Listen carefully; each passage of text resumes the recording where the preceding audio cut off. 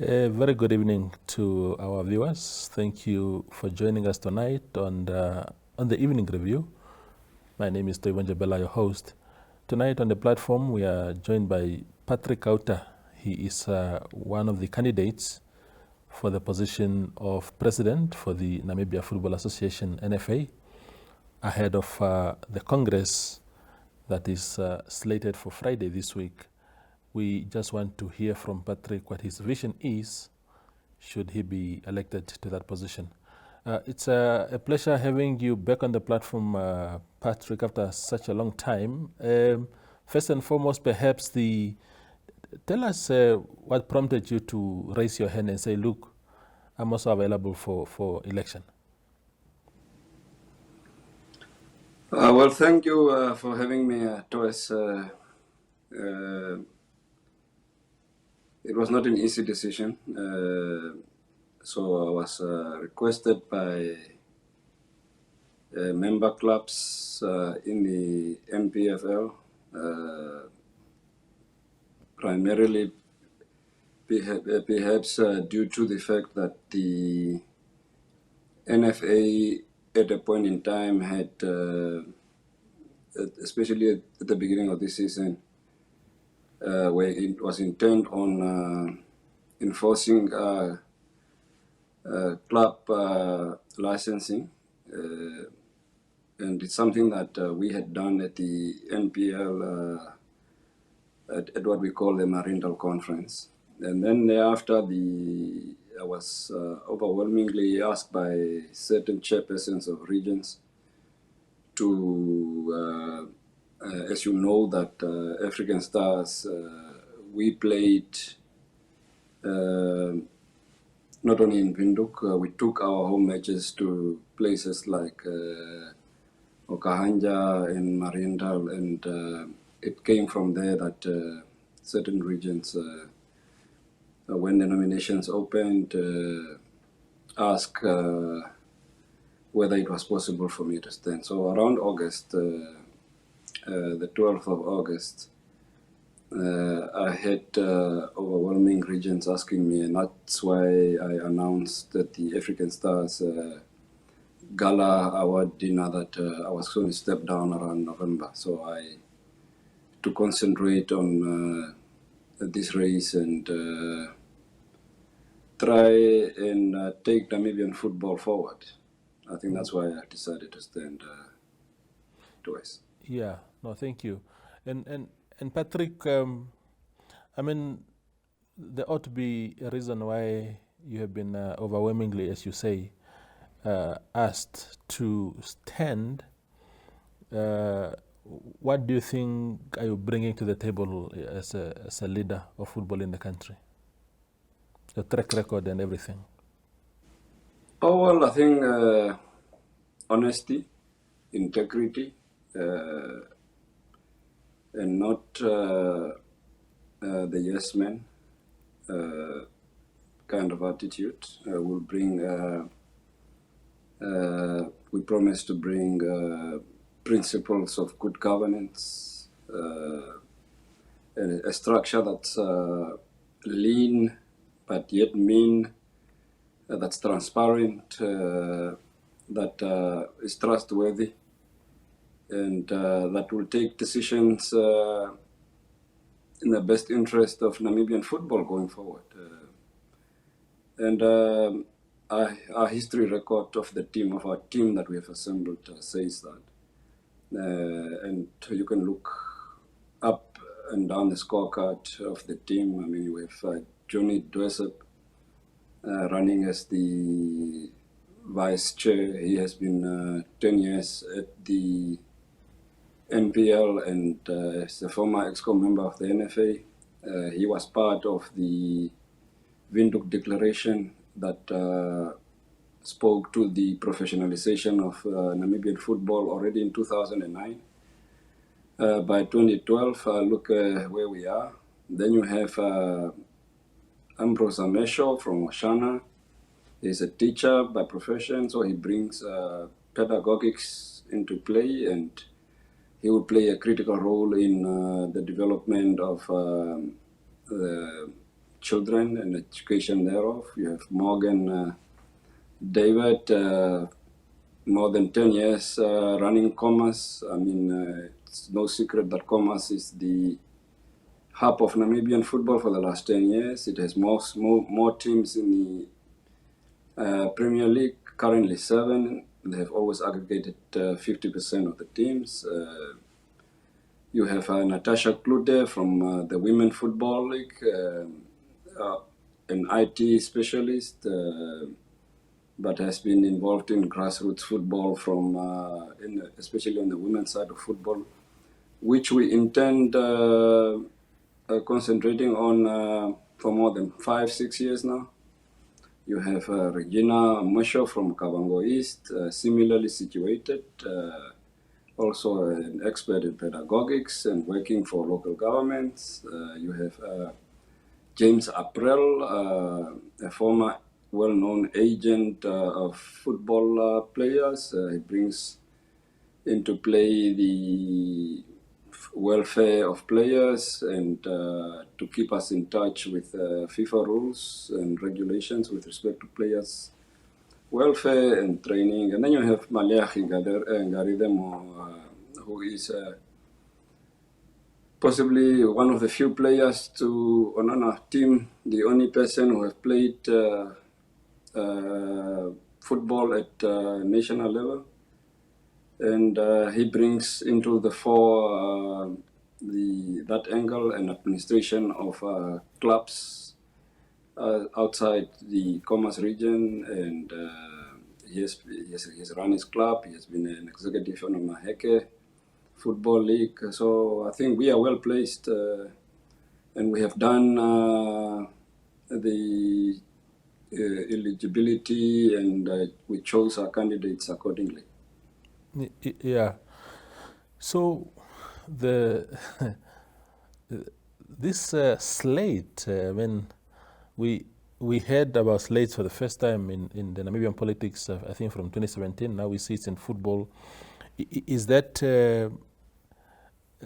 how did it come about? Because I don't think, or maybe I missed it, but I think in the past people just stood in their individual capacities, but now you have some sort of slate to say, vote for these guys, me and my vice president and everybody else, and the other team also has its own slate. Is it a provisional thing in the statutes of NFA, or you just wanted to do things differently this time around? I think it's a provisional thing. I agree with you. I've read the statutes, particularly the electoral code. And I was surprised that they were running a slate. Perhaps maybe it came out of the fact that this is the first election after the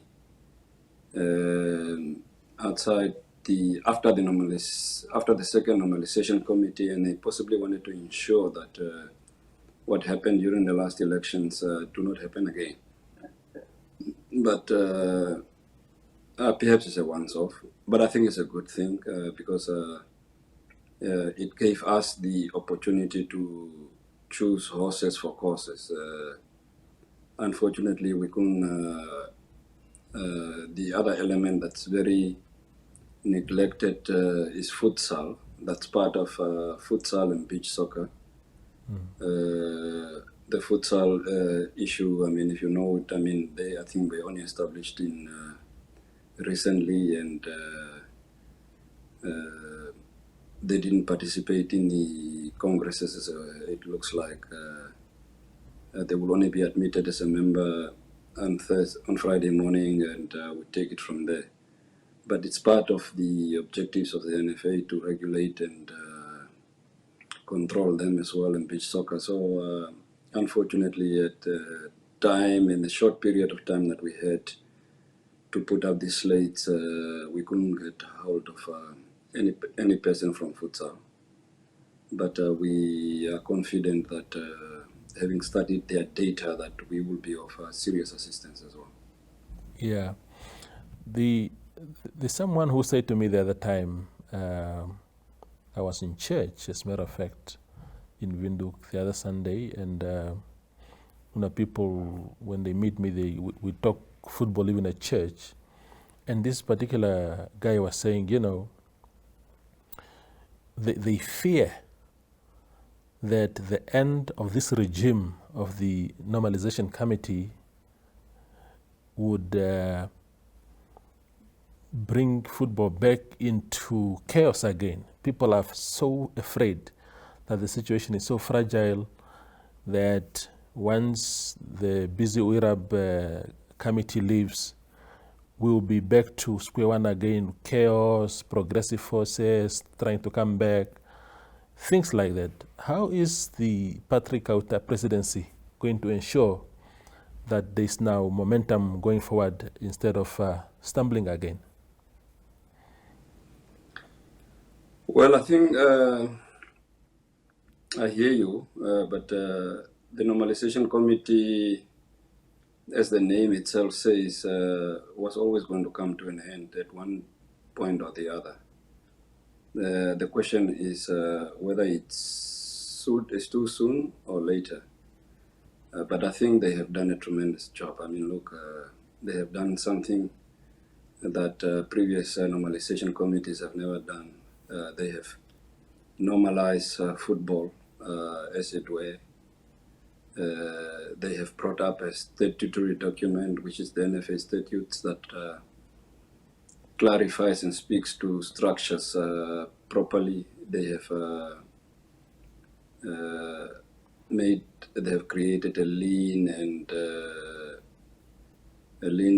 executive where, I mean, if one reads the whole documents, especially about the duties of the structure, one understand what is required. So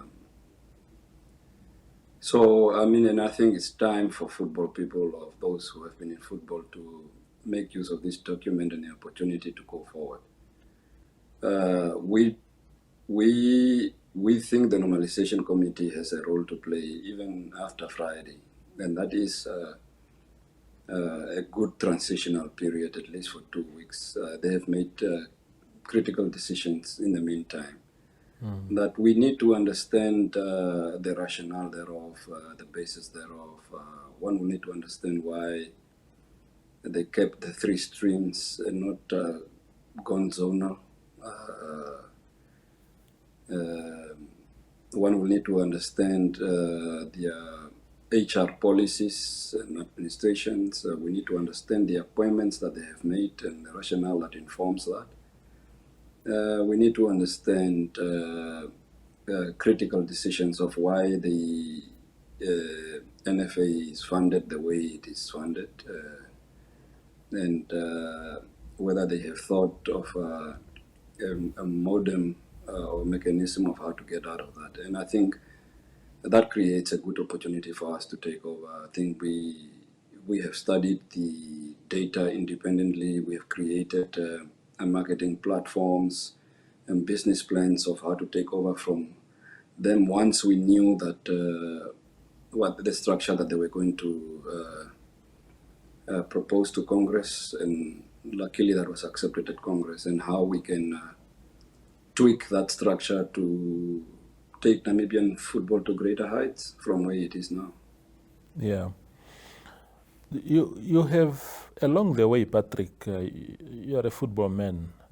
You eat and breathe football. And you are a man also who doesn't back off from his own principles and convictions, as we've seen during the time when NPL was fighting around the league issues and getting kicked out of the NFA home. So during that period, you've made also a lot of enemies. People saying, who is this guy? How are you going to unite the fraternity if you were to be elected now? Or are we going to say now Patrick is in charge now?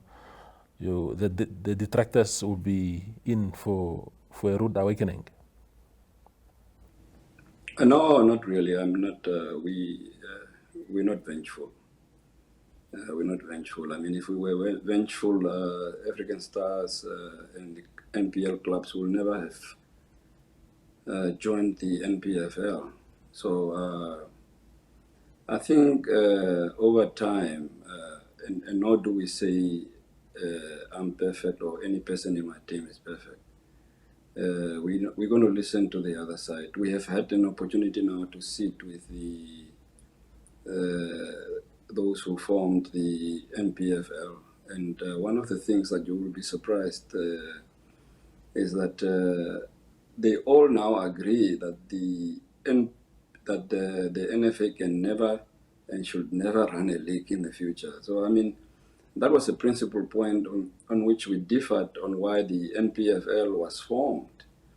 And that really, we always said the fear of how the NPFL was formed and why it went under the NFA, what underscored that was relevance and the fear of relegation. Because in our country, you have this conundrum that if you are relegated from the Premier Division, you face almost certain extinction. And you can take examples of the Young Ones, the Chiefs Sandos, the Benficas, the Rundu Stars, and the likes, Friends Football Club. And what we are proposing and have always proposed is NFA should not be in the business of running leagues at all.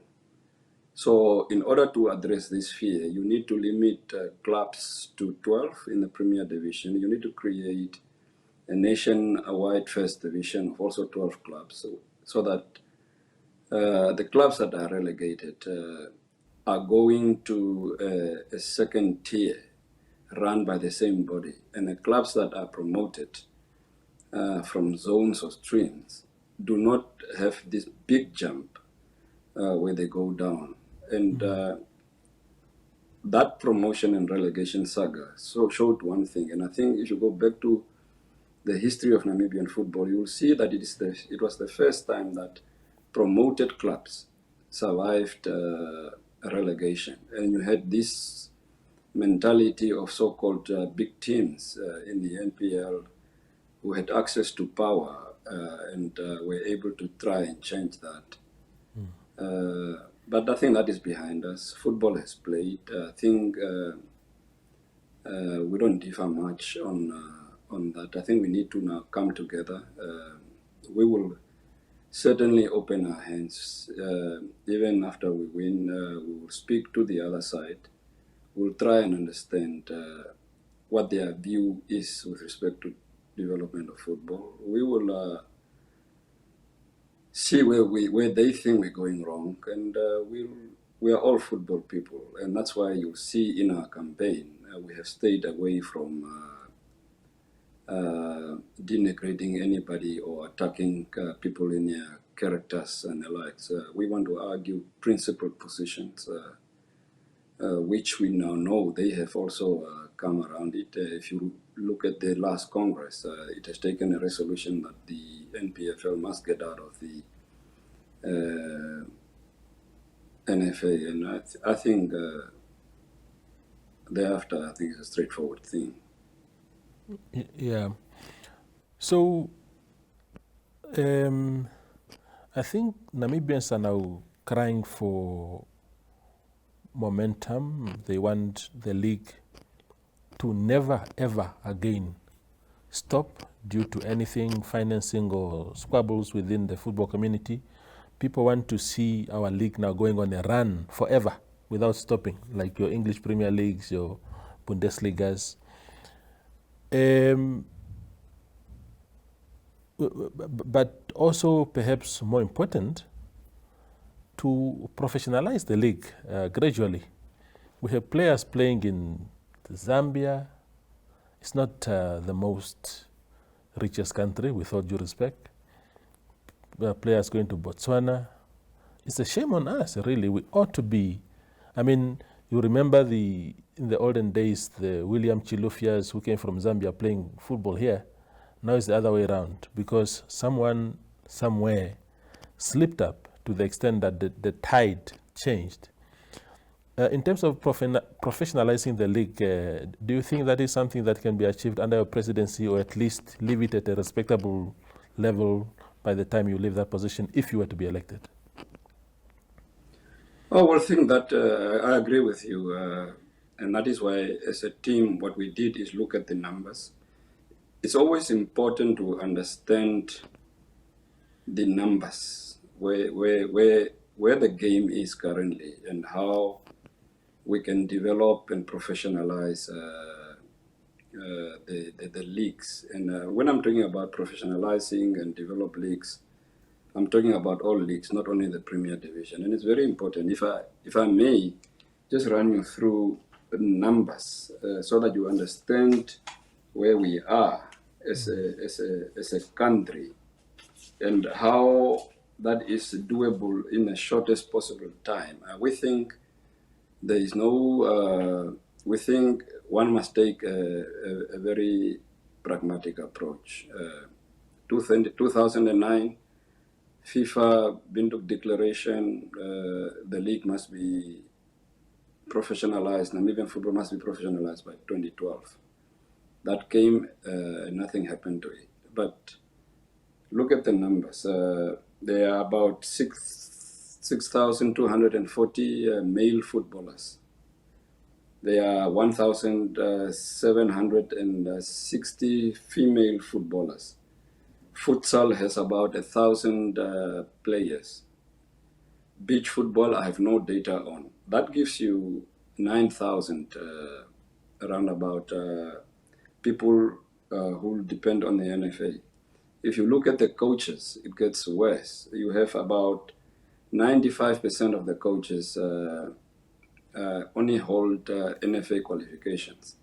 The last FIFA recognized coaching courses were in 2013. We have about 600 referees. Only 45 of those referees are elite. Elite in the sense that they can do Premier League games. Then you have youth football.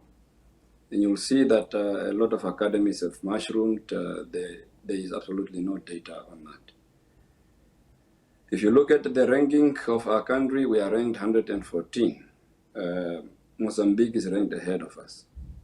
Angola slightly behind. But we have been to many Nations Cup. We have been to 4 Nations Cup. Mozambique hasn't done so. The female side of football is ranked 140.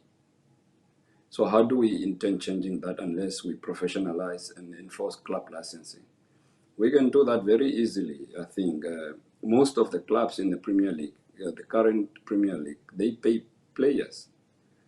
So the professionalization here is administration mostly, and that can be done. And first of all, what can be done once we take office, I mean, we will give all clubs, both in the streams, in the first division streams, all 3 streams, and in the Premier League, they must register as corporate entities. They must have this thing that clubs are owned by communities must come to an end. If communities wishes to own clubs, they must do so through a trust of some sort or the other. But clubs must be a legal entity, and that should take 3 months.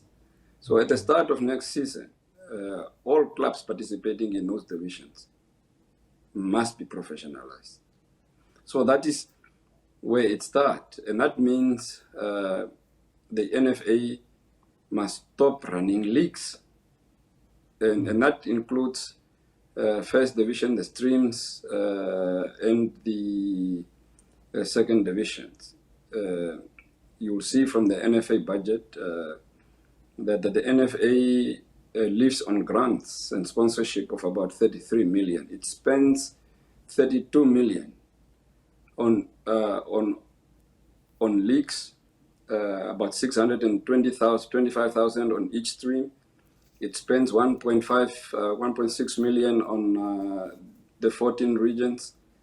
And then it has this colossal amount that it is its responsibility to go and get funding to run the Premier League. That must come to an end. You have another anomaly of the grants.